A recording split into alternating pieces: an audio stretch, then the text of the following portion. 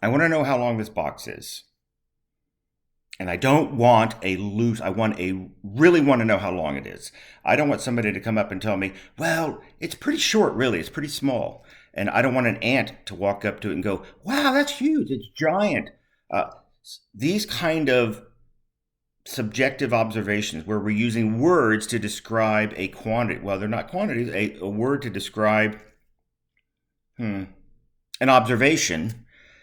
They're way too loose. They're way too loose. We can't build the kind of awesome mental models that we want to have to predict and control the future by these loosey observations. Okay, so we want to measure. All right, so how do we measure? Well, what you're going to do is you're going to find a known standard of whatever it is you want to measure.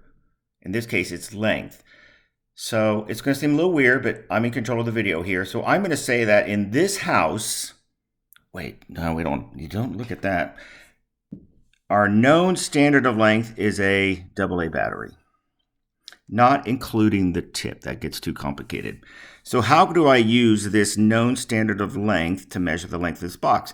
Well, you already know how to do it, right? You wouldn't just start in the middle and go back and forth like that and say, I don't know, it's more than one.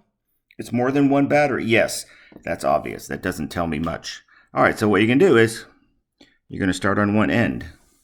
And I'll move the camera and see, okay, close enough for our purposes. All right, I'll make a little mark there. That's like our 0. That's the start. That would be 0 length. Okay, so now, well, we do know that the box is longer than one battery.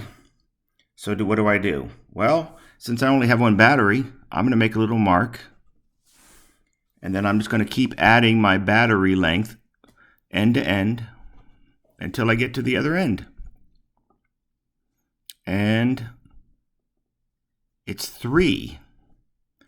But is it really 3? If we look very carefully, we can see that it's really not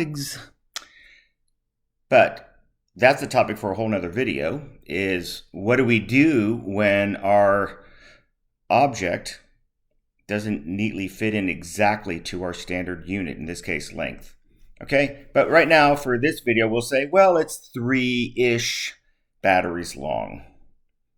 Okay, all right, well, of course we don't use batteries. What do we use? We use, in this country, which makes us either weird or special, is we use inches as our standard unit of length to measure something the size of this box.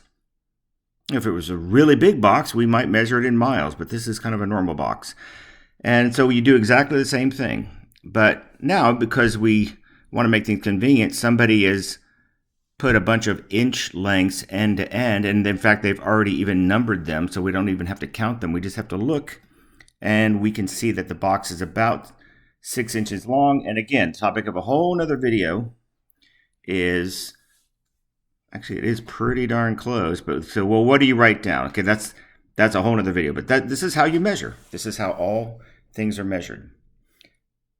Well, length. Okay, what if I want to measure how long in time something is? Well, we're not going to use inches to measure time or batteries. We need another standard of unit. And one standard of unit that's very, very common in science is the second. So the duration between these beeps is our standard unit of time for things that happen fairly, and we use that to measure things that happen fairly quickly. You know, like singing a song. So if you wanted to know how long is that song, you would say start counting at 0 on the beat that you start, and then when the song is end. So here we go. Okay. Twinkle, twinkle, little... I'm just kidding, but that's how you would measure time.